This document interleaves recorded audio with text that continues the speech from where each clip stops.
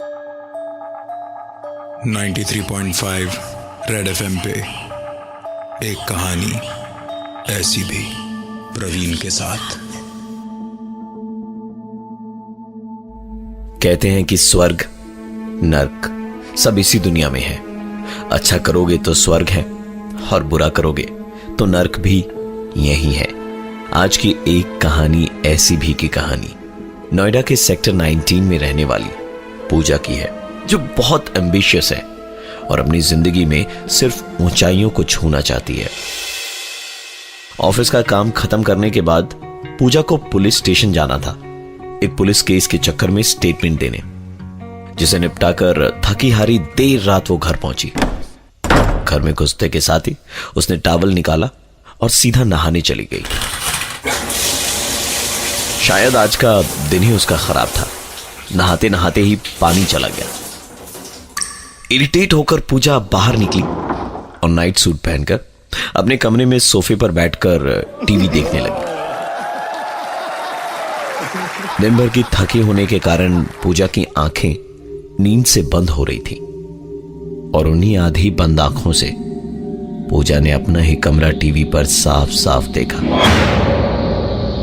उसकी नींद ये देखकर एक झटके से उड़ गई। पूजा थकी हुई थी, इसलिए वो इस घटना को अपना वहम मान ही रही थी कि तभी उसने टीवी पर दोबारा अपना कमरा देखा और साथ ही देखा कि जिस सोफे पर बैठकर वो टीवी देख रही है, वहां ठीक उसके पीछे खड़े होकर कोई उसके बालों में हाथ फेरा रहा है। हिम्मत तो नहीं थी, पर पूजा ने तुरंत पलट कर देखा। उसे वहां ऐसा कोई नहीं दिखाई दिया जैसा उसने अभी अभी अपनी टीवी पर देखा था। एक तो दिल्ली एनसीआर की सर्दी, ऊपर से माहौल की खामोशी पूजा को डराने के लिए इतना काफी था कि उसके ऊपर से पूजा उस फ्लैट में वहां अकेले रहती थी। उसने बड़ी मुश्किल से इन सारी बातों को दिमाग से निकाला और सोने के लिए लेटी ही थी कि बाथरूम से एक आवाज आई। पूजा ने जाकर देखा तो पानी वापस आ गया था। उसने टैप बंद किया और सोई ही थी कि एक आवाज से उसकी नींद टूटी। पूजा 93.5 रेड एफएम पे एक कहानी ऐसी भी, प्रवीण के साथ। दिल्ली एनसीआर के सेक्टर 19 में पूजा अकेले अपने फ्लैट में रहती थी। इस फ्लैट में उसने अपने अलावा किसी और की मौजूदगी का एहसास किया था, पर इन सारी बातों को भुलाकर जब वो सोने गई तो उसकी नींद एक आवाज से टूटी। पूजा। उसने उठकर पहले अपने कमरे की लाइट, फिर डाइनिंग हॉल, बाथरूम और किचन की लाइट ऑन करी। पूरे घर में उसे कहीं पर भी कोई नहीं दिखा, लेकिन इस बार पूजा की हिम्मत जवाब दे गई थी। उसने तुरंत अपनी पड़ोसी नेहा का दरवाजा खटखटाया और उससे रिक्वेस्ट करी कि आज की रात वो अगर उसके साथ उसके फ्लैट में सो जाए। पूजा के घर में घुसकर पूजा और नेहा ने काफी देर तक बातचीत करी और उसके बाद सोने चले गए। रात आराम से कटी, बिना किसी दिक्कत के।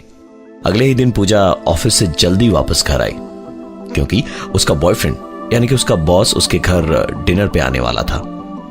पूजा ने जल्दी जल्दी डिनर तैयार किया और डिनर टेबल सजाकर नहाने चली गई। बाथरूम के अंदर से उसने एक जोर की आवाज सुनी। उसने शावर बंद किया और बाथरूम का दरवाजा खोला तो बाहर सारी चीजें वैसी ही थी जैसा उसने छोड़ा था। उसने बाथरूम का दरवाजा बंद कर शावर ऑन ही किया था कि तभी यह आवाज सुनकर दोबारा जब वो बाथरूम से बाहर निकली तो देखा इस बार कुछ प्लेट्स टूटी पड़ी थी, शायद घर में कोई बिल्ली घुसी और ये उसका काम हो, इसलिए इस पर ज्यादा दिमाग ना लगाते हुए उसने वो सारी प्लेट्स उठाकर डस्टबिन में डाली और उसके बाद वापस डिनर टेबल को नई प्लेट से सजा दिया। थोड़ी ही देर में सामने देखा तो प्रियम खड़ा था, यानी उसका बॉयफ्रेंड, या यूं कहिए कि उसका बॉस। पूजा ने दरवाजा खोला और प्रियम का एक वार्म वेलकम किया, क्योंकि पूजा के घर में प्रियम पहली बार ही आया था। दोनों ने काफी देर तक काम, प्यार, मोहब्बत और करियर की बातें डिस्कस करी और उसके बाद डिनर टेबल पर बैठे।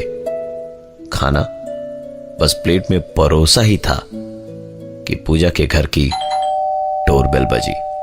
पूजा ने ऐसे ही झटके से दरवाजा खोला तो सामने हाथ में बुके लिए मुस्कुराते हुए प्रियम बोला, सॉरी लेट हो गया। दिल्ली का ट्रैफिक तो पता ही है ना तुझे। 93.5 रेड एफएम पे एक कहानी ऐसी भी, प्रवीण के साथ। आज पूजा का बॉस कम बॉयफ्रेंड यानी प्रियम पहली बार पूजा के नोएडा सेक्टर 19 वाले फ्लैट पे आने वाला था डिनर के लिए। उसके आने के बाद काफी देर उन्होंने गप्पे लड़ाई और खाना खाने टेबल पर बैठे ही थे कि डोरबेल बजी। पूजा ने दरवाजा खोला तो सामने खड़ा था, हाथ में बुके और चेहरे पर मुस्कान लिए प्रियम। प्रियम को अपने सामने देख पूजा के चेहरे का रंग उड़ गया था। उसने पलट कर देखा तो अब तक जो प्रियम उसके साथ था वो अब वहां नहीं था। पूजा के चेहरे के बदले हुए हुलिये को देख प्रियम ने कहा, क्या हुआ, कोई भूत देख लिया क्या तुमने? पूजा ने हिचकिचाते हुए जवाब दिया, नहीं ऐसी बात नहीं है, तुम अंदर आओ। प्रियम अंदर आया और उसके बाद दोनों ने काफी देर तक बातें करी और फिर डिनर करके टीवी देखते देखते सो गए। देर रात प्रियम की आंख खुली एक धीमी सी आवाज से।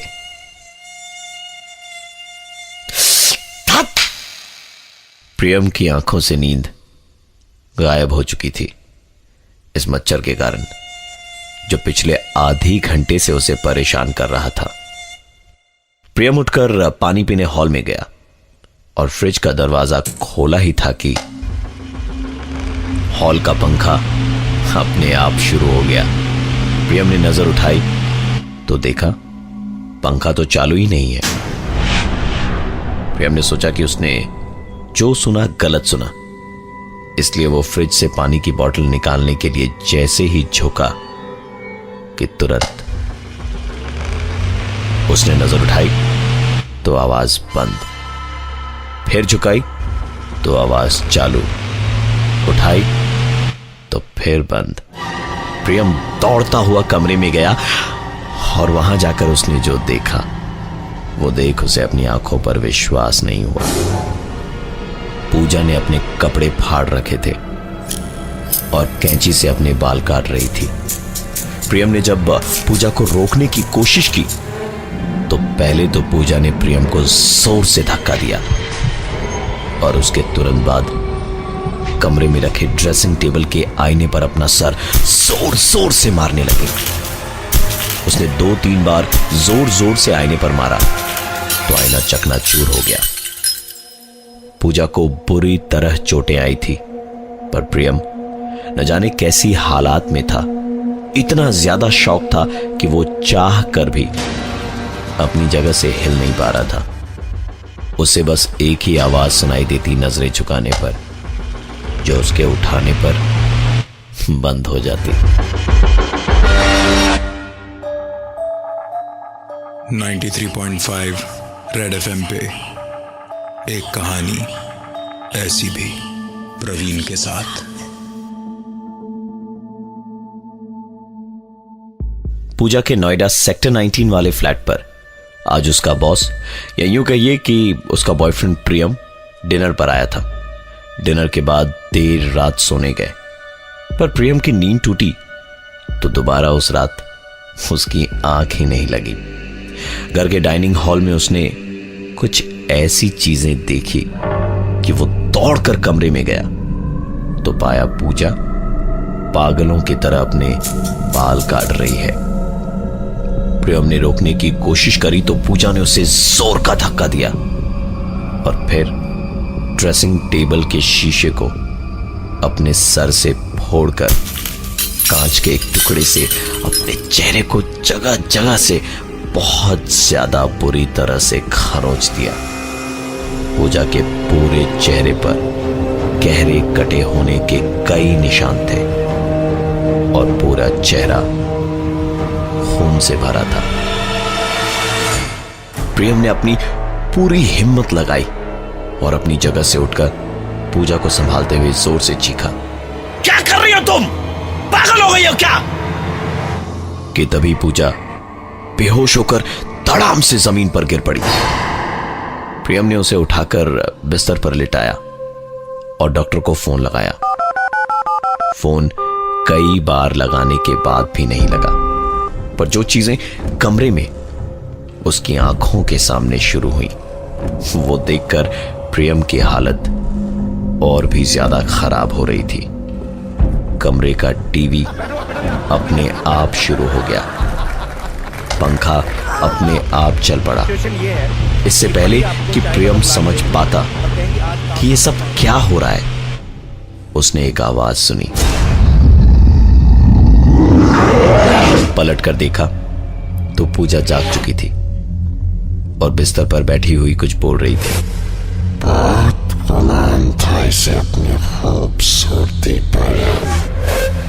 मुझे कहती थी शक्ल दिखी है आईने में, अब खुद की शक्ल देखने में घिन आएगी, घिन। इतना कहने के बाद पूजा फिर से बेहोश हो गई। इन सारे हादसों से हफ्ते भर पहले ही पूजा के एक ऑफिस कलीग ने उसे प्रपोज किया था और पूजा ने उसकी बहुत बेइज्जती करी थी। उसने सबके सामने उसे कहा था, शक्ल देखी अपनी आईने में।